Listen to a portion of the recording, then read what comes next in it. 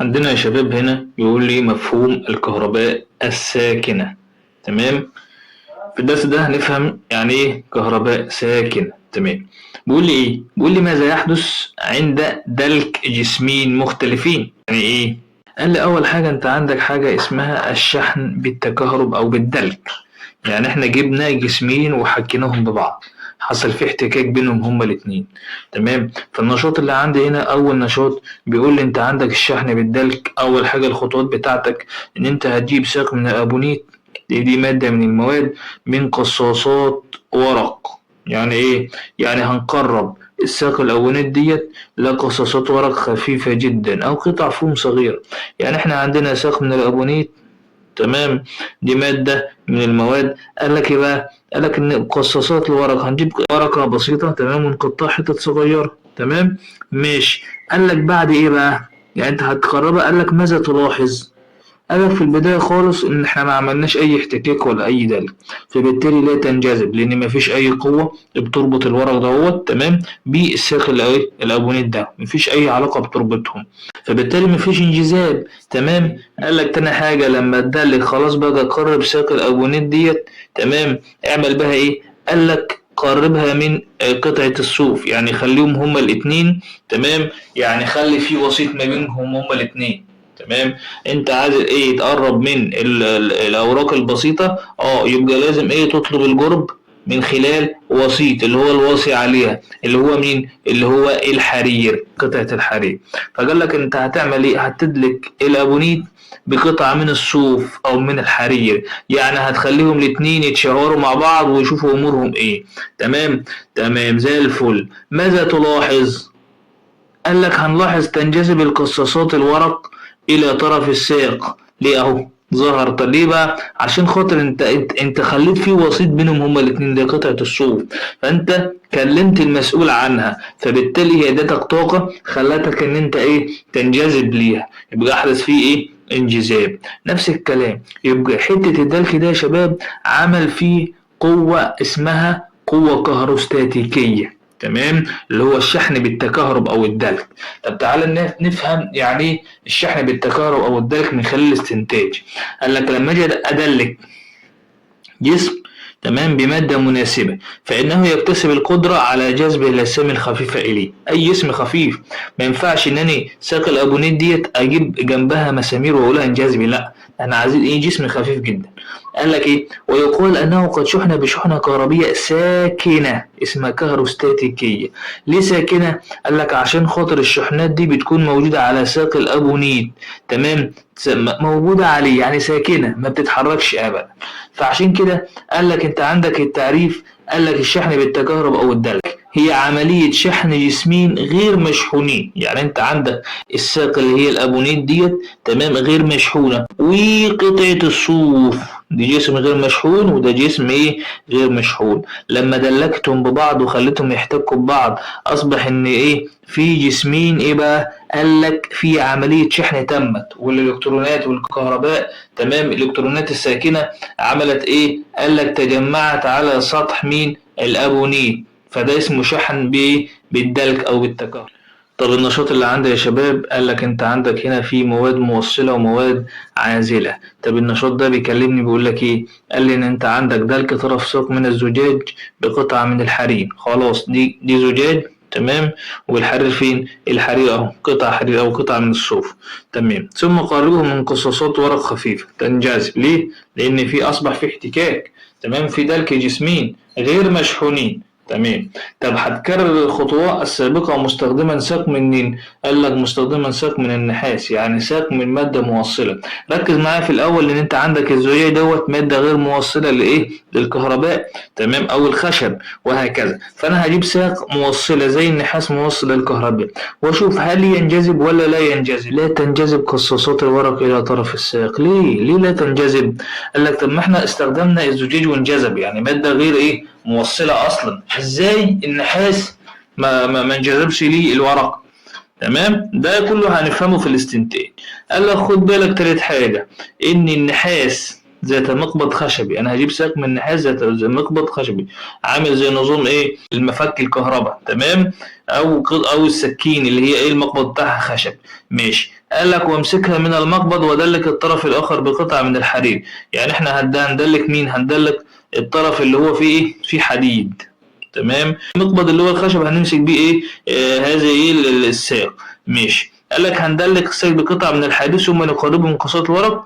هنلاحظ ان في انجذاب. قال لا انت مش بتقول لي ان انت عندك النحاس لا ينجذب؟ طب ازاي ينجذب هنا؟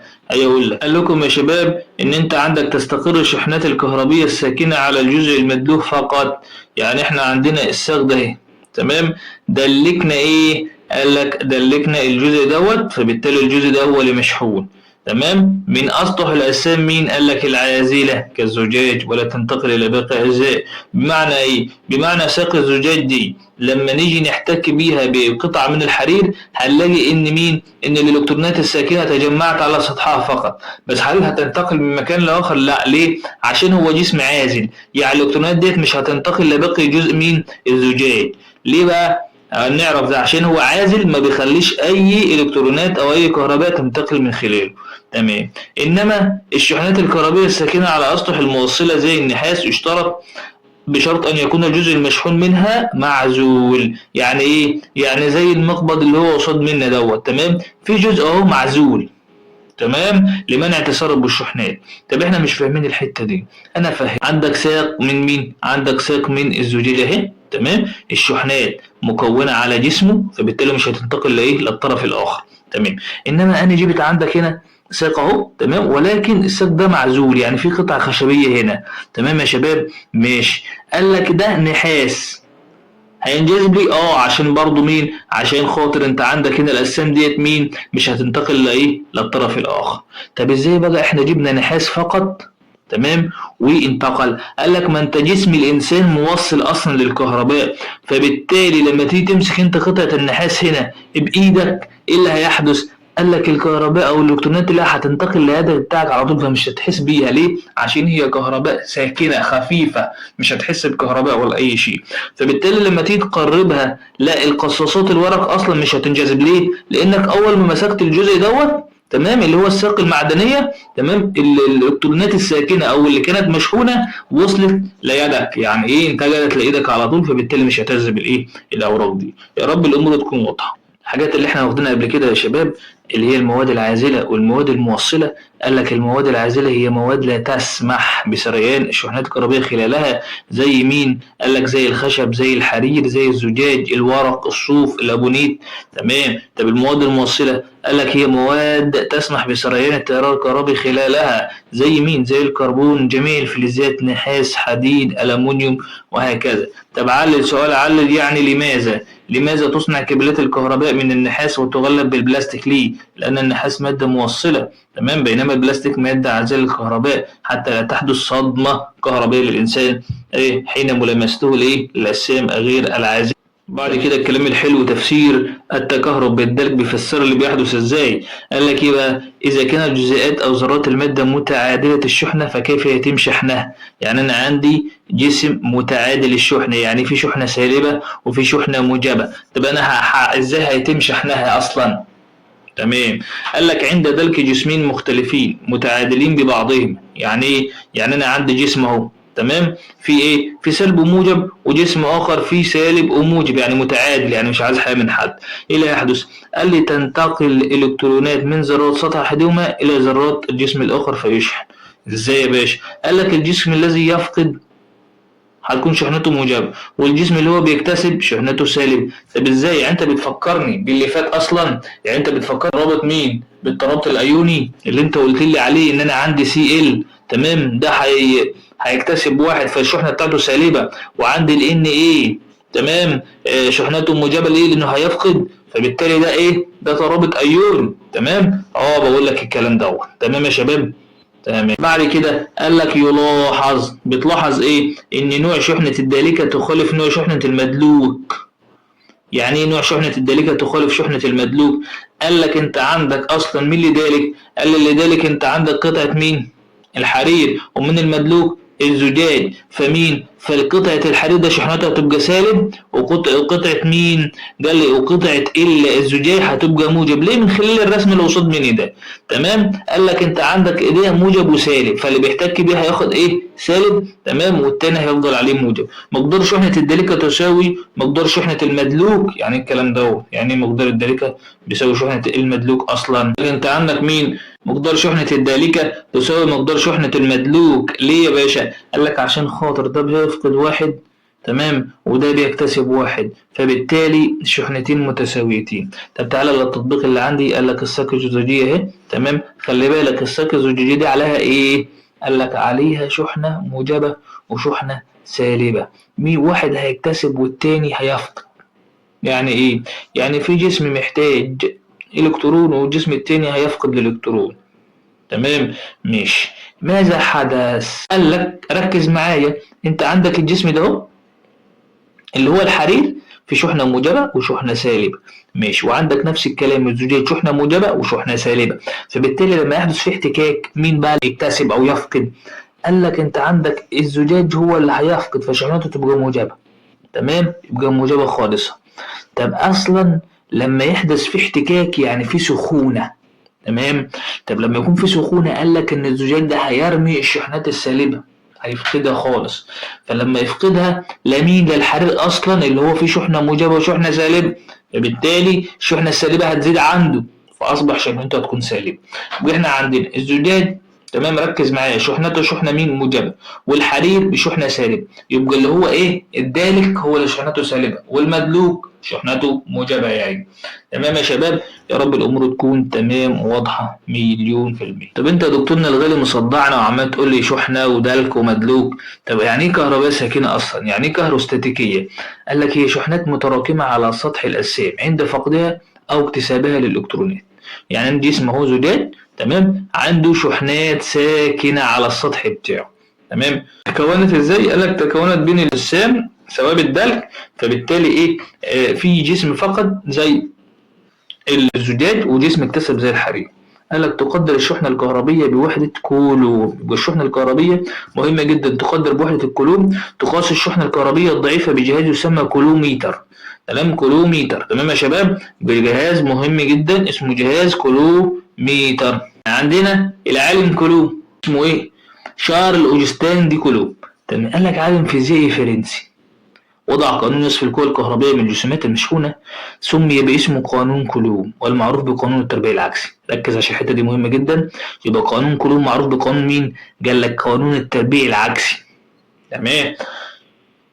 قال لك شكلت دراساته واكتشافات في ايه؟ القرن العشرين لتطوير نظرية المغناطيسية تخليدا لذكرى أطلق واحد قياس على شحنة اسمها كولوم. يبقى مهم جدا تعرف إن قانون كولوم معروف أيضا بقانون التربيع العكسي. تمام؟ وعندك اصلا ان عندك في القرن ال18، تمام، تطورت نظريته الكهرومغناطيسيه فتخليدا لذكراه اطلقوا على ايه؟ قياس الشحنه الكهربائيه اسم كولوم. تمام؟ بعد كده قال لي ايه؟ قال لك انت عندك اختلاف نوع شحنه الجسم المدلوك باختلاف نوع الماده الدالكه. ازاي نفهم الكلام دوت؟ قال لك عند دلك مادتين مختلفتين ببعضهما يتولد نوع الشحنات الكهربائيه في وقت واحد. يعني في شحنات كهربائيه بتتولد. يعني انت عندك جسمين كل منهم فيه شحنة موجبة وشحنة سالبة، بس في شحنات بتتكون. يعني في جسم بيفقد وجسم بيكتسب، فأنا مش عارف مين اللي شحناته سالبة ومين الموجبة، أنا بتلخبط بينهم هما الاتنين. يعني ازاي الحرير أو الزجاج أقول على دي اكتسب موجبة ودي سالبة؟ تعال نشوف السلسلة اللي عندي. قال إن إحنا هنعرفها من خلال سلسلة اسمها السلسلة الكهروستاتيكية. قال لك السلسلة الكهروستاتيكية دي ترتيب المواد تبعا لسهولة فقدها للإلكترونات عند دلكها. يعني هرتب المواد اللي هي بتفقد بشكل سريع، اقول عليها ايه؟ ان هي جسيمات موجبه. تمام؟ قال لك ايه السلسله؟ قال لك انت عندك الماده المتقدمه في الترتيب تشحن بشحنه موجبه. انت عندك الموجب فوق اهو، يبقى الماده ده موجبه، الشعر موجب، الخشب موجب، الجلد صناعي، الحرير. تمام يا شباب؟ ماشي. وممكن الصوف وممكن القطن على حسب مين قبل مين. تمام؟ يبقى المتقدمه بشحنه مين؟ كهربيه موجبه. يعني متقدمه. طب التاليه هنفهم دلوقتي. تمام؟ طب التالية قال لك تشحن بشحنة مين؟ قال لك سالبة. طب تعالى افهم معايا القصة دي. قال لك انت عندك اول حاجة لما يقول لك جسيمين زي الزجاج والقطن، الزجاج اهو، تمام، والقطن اهو، تم دلكهما ببعض، مين شحنته موجبة ومين سالبة؟ قال لك الزجاج فوق متقدم صح؟ في السلسلة، يعني بالنسبة للسلسلة بتكلم عن نسبة للسلسلة اللي عندي. قال لك الزجاج متقدم يبقى موجب والقطن سالب وانا مغمض. تمام ماشي. طب قال لك الشعر والجلد الصناعي، قال لك الشعر متقدم والجلد الصناعي متأخر، يبقى الشعر هو الموجب والجلد الصناعي ايه؟ هو السالب، وهكذا. تمام؟ يعني ما ينفعش اقول شعر وجلد صوف الاثنين فوق فبالتالي شحنتهم موجبة، لا، لازم واحد شحنته سالبة والتاني موجبة. تمام؟ على حسب مين قبل مين. تمام. سؤال مهم جدا، قال لي سؤال والجواب ما نوع الشحنة المتكونة على كل من الورق والصوف. ركز معايا، قال لي مين؟ الورق قبل الصوف، مين قبل مين؟ قال لك لو انت رجعت للسلسلة تمام اللي هي سلسلة كهروستاتيكية هتلاقي الصوف قبل الورق، يبقى الصوف موجب وانا مغمض والورق سالب. تعالى يتكون قطعة الورق بشحنة مين؟ سالبة، يبقى الورق سالب وليه الصوف شحنة موجبة عشان الصوف هو المتقدم، نتيجة لانتقال الالكترونات من قطعة الصوف لمين؟ للورق، لان قطعة الصوف هي الايه؟ موجبة، فبالتالي هتفقد الكترونات، انما مين؟ الورق هيكتسب عشان ايه؟ هينجذب ليه. تمام. قال لك كيف يمكن شحن قطعة من الجلد بشحنة كهربية موجبة ومرة أخرى بشحنة كهربية سالبة؟ قال لك أنت عندك الجلد السلسلة الكهربية اللي أنا بقيس عليها عاملة كده. تمام ماشي. قال لك أنت عندك مين؟ وليكن عندك هنا مين؟ الجلد اللي أنا إيه؟ الجلد اللي هو الصناعي اللي أنا عايز مين؟ أعمله بشحنة موجبة وشحنة سالبة.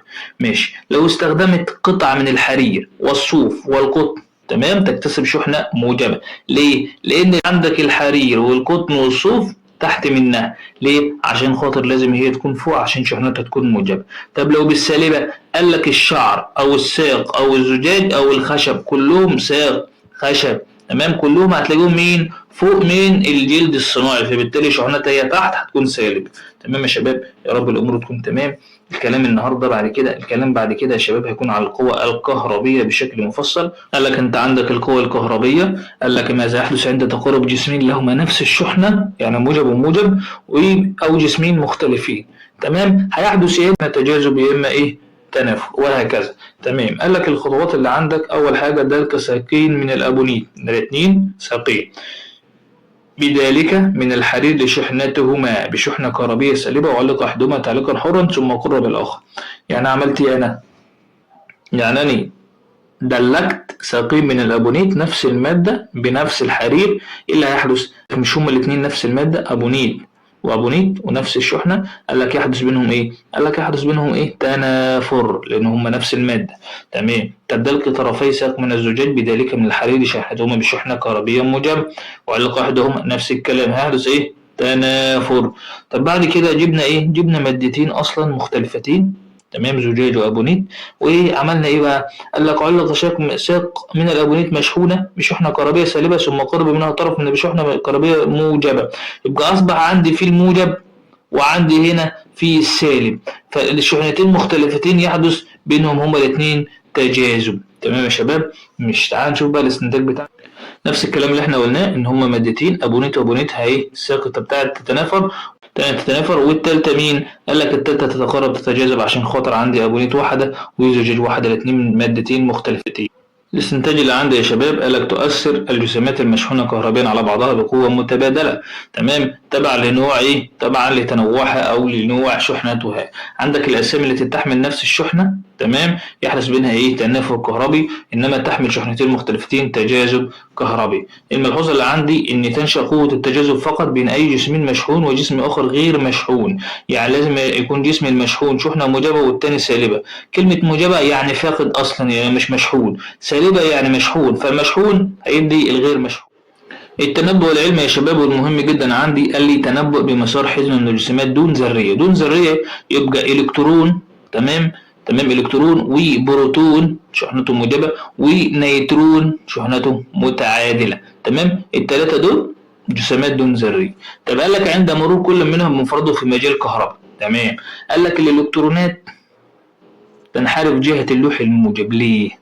قال لك عشان خاطر الالكترون شحنته سالبة، فبالتالي لازم لو لقى شحنة تانية مختلفة هينجذب ليه، واللوح ده هو شحنة بتاعته ايه؟ شحنة بتاعته موجبة.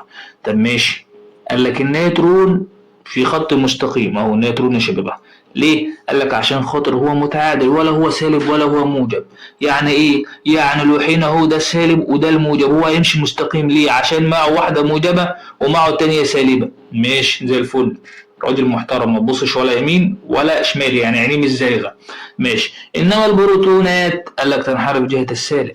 تمام. يبقى اصبح البروتون هو جهه السالب. ليه جهه السالب؟ عشان خاطر هو موجب، فمحتاج شحنه تانيه مختلفه. يعني برضو عندنا الالكترونات والبروتونات عينيهم الاتنين زايغين. تمام يا شباب. كده قال لك التطبيق الحياتي اللي عندي تجاذب الشحنات الكهربية. قال لك الطلاء الكهروستاتيكي، أهمية طلاء المعادن، فكرة عمله. يعني إيه الطلاء الكهروستاتيكي ده؟ قال لك المكنة، تمام، الراجل اللي هو بيجي يلون البوابة، يلون الأبواب والشبابيك، ومثلا بيدهن العربيات والكلام دوت. الماتور اللي هو عامل زي الكمبروسر. تمام. الاولاد طبعا الشباب هم عارفين يعني الكمبروسر اللي هو عند الميكانيكي، اللي هو زي الهوا كده بس، ولكن ده ايه مع راجل النجاش. تمام. مش بعد كده قال لي فكره عمله يتم شحن الجسم المراد طلوع بشحنه كهربيه سالكه. يعني احنا عندنا الراجل اللي هو النقاش بيعمل ايه؟ قال له معاه حته صنفره، حته ايه؟ صنفره حمراء كده. تمام. الناس اللي عارفه حته الصنفره الحمراء، اللي مش عارف هي قطعه حمراء خشنه كده. تمام. ماشي. بنعمل ايه؟ بيجي الراجل النجاش في البيت بيسنفر الحيطان قبل ما يلونها، يعني يخليها ناعمه. فلما يسنفرها، تمام، يعني يعمل احتكاك كده، بيشحنها بشحنه ايه؟ بيشحنها بشحنه سالب. تمام. قال لك رذاذ الطلاء اللي هو جوه. يبقى انت عندك في جوه الماتور في طلاء، ما يبقى بحط جوه الماتور طلاء عشان خاطر مين؟ عشان خاطر ان هو الطلاء يطلع، او بحطه مثلا في العلبه بتاعته اللي بره. فبالتالي هو بيعمل ايه؟ هو الرذاذ ده بيكون مشحون بشحنه موجبه. فبالتالي عمل ايه؟ قال لك احنا هنخلي شحنه موجبه وسالبه الاثنين سوا، عشان خاطر الطلاء لما يطلع يلزق على طول على سطح العربيه. تمام. فعند الرش يحدث تجاذب بين رذاذ الطلاء والجسم المراد طلاؤه لاختلاف نوع شحنتيهما، عشان هما شحنتين مختلفتين. فالمميزات قال لك يجعل طبقة الطلاء منتظمة، يعني انت ما بتلاحظش ان في حتة كبيرة وحتة صغيرة. تمام. بتلاقي الطبقة منتظمة. يعني ايه؟ الطلاء لازق عليه لزقة محترمة كده.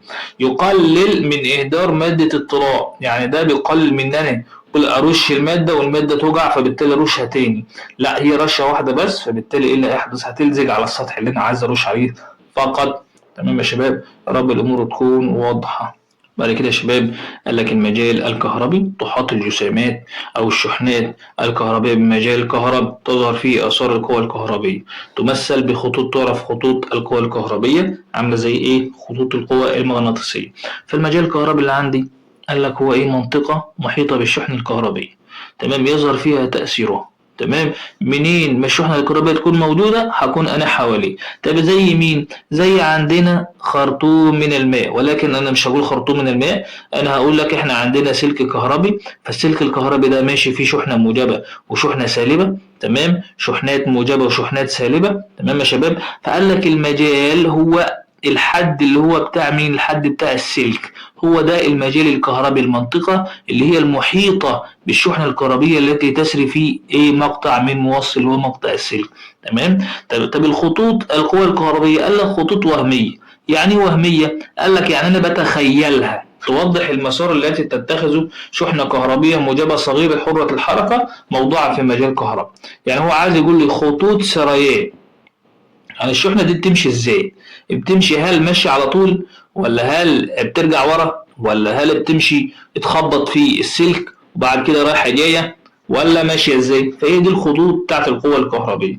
تمام. قال لك انت عندك الاشكال القوة للشحنات الكهربية. الاشكال اللي عندك قال لك اول حاجة شحنة موجبة. لو ركزت ان الشحنة الموجبة ديت الشحنة بتاعتها طالعة لبره. تمام يا شباب، ركزوا عشان ده مهم جدا. الشحنة بتاعتها ايه؟ لبره، شحنة موجبة. انما السالبة للداخل، سالبة للداخل. تمام يا شباب. يبقى اصبح الموجبة للخارج والسالبة للداخل. ليه سالبة؟ عشان خاطر بتجذب اليها. تمام. عشان الموجبة ده بتفقد فبيطلع منها، والسالبة بتكتسب فداخل ليها.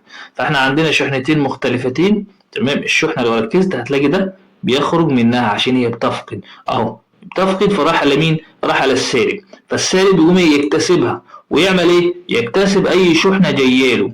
اي شحنه مختلفه جيان. فده شكل شحنتين مختلفتين مهم جدا، ممكن يجي شكل ده في الامتحان ويقول لك عليه.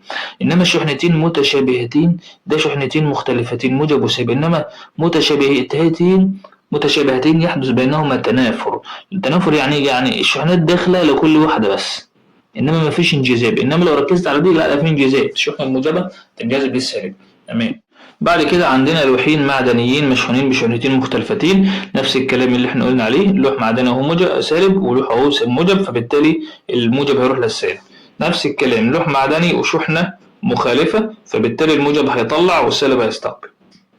بس عندنا حاجة مهمة جدا، خلاص خطوط القوة اللي هي خطوط وهمية ما بشوفهاش بتخيلها، لا تتقاطع مع بعضها، يعني ما بتعملش حرف اكس. تمام. تبدأ من الشحنة الموجبة وتنتهي عند السالبة، عشان خاطر الموجبة هي اللي بتطلع وبالتالي تدي مين؟ السالب. تمام يا شباب؟ ماشي. تنتهي عند أسطح الأجسام المعدنية المشحونة ولا تخترقها، يعني جسم معدني مشحون بتيجي عليه وبالتالي تقف على السطح بتاعه ومش هتخترق السطح دوت وبالتالي تمشي بعيد عنه. تمام. عندنا بعد كده يا شباب قال لي جهاز الالكتروسكوب، جهاز مهم جدا اسمه الكشاف الكهربي، ولكن الاسم العلمي بتاعه اسمه الالكتروسكوب.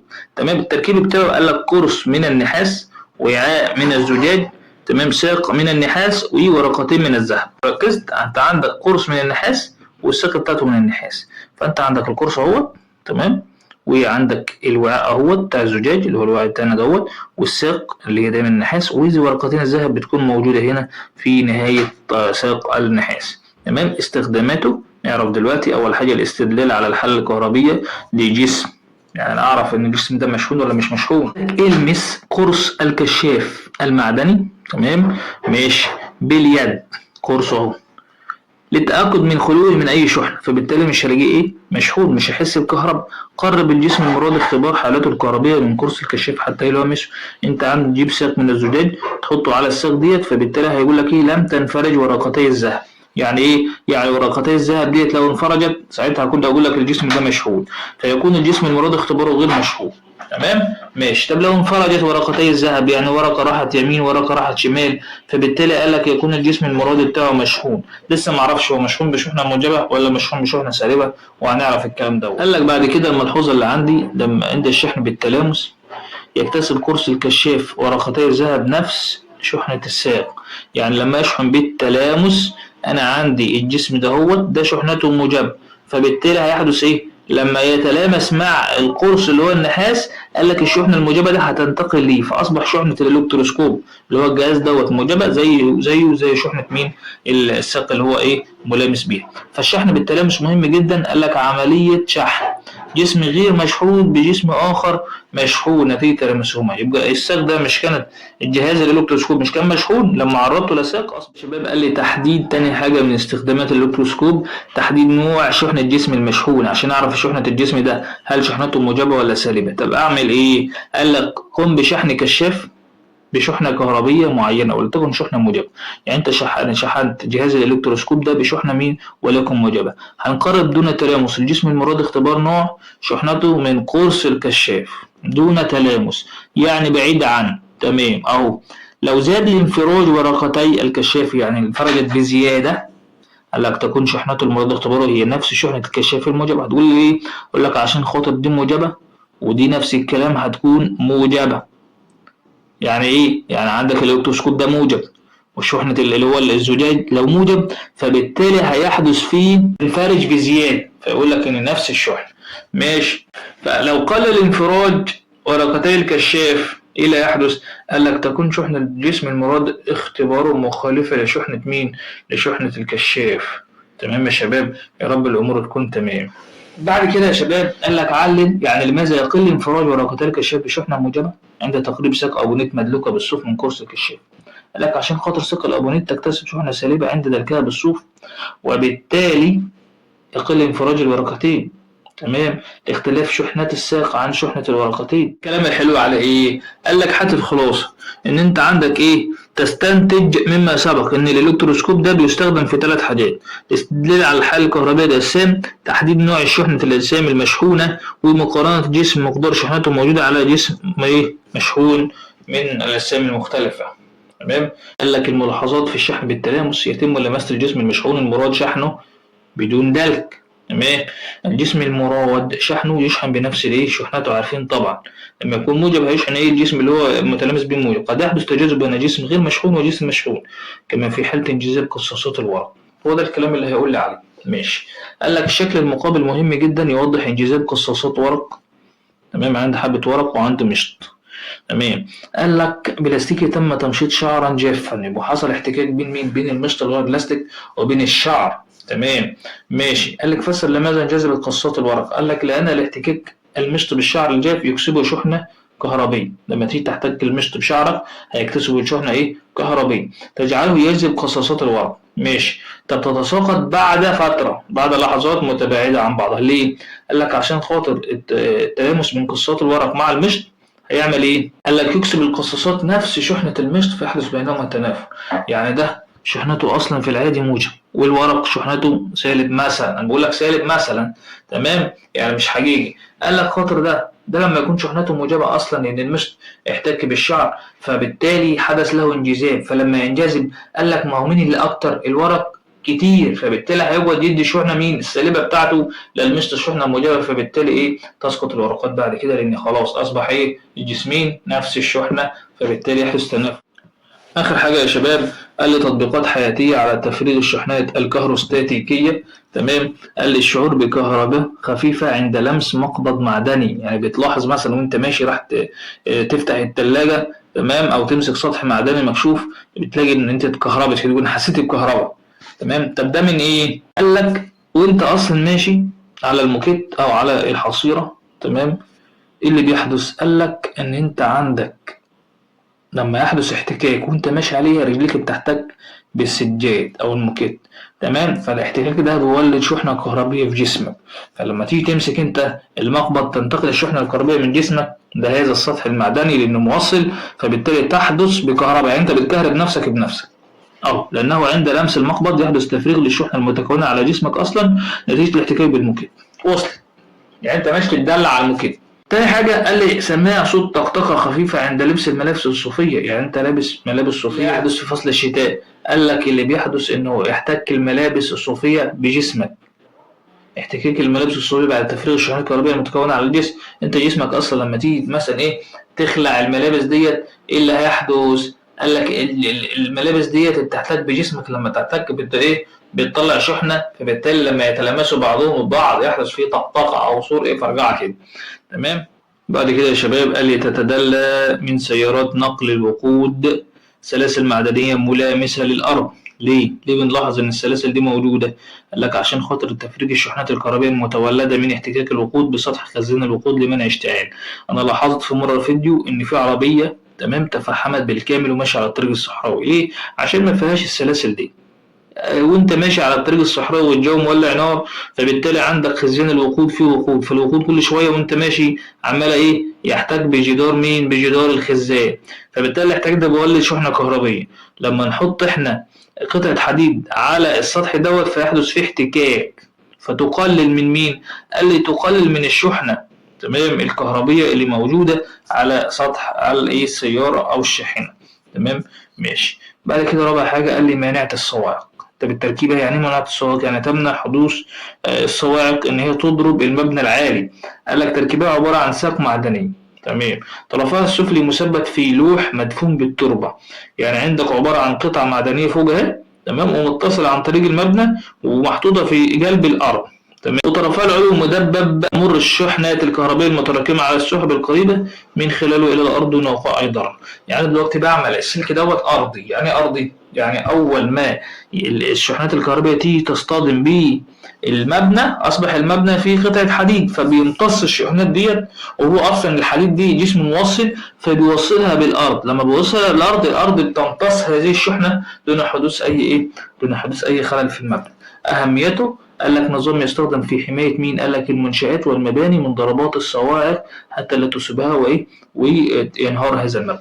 يا رب الأمور تكون واضحة ويا رب الدنيا تكون تمام. ونقول سبحانك اللهم وبحمدك نشهد أن لا إله إلا أنت نستغفرك ونتوب إليك، والسلام عليكم ورحمة الله وبركاته. دمتم في حفظ الله.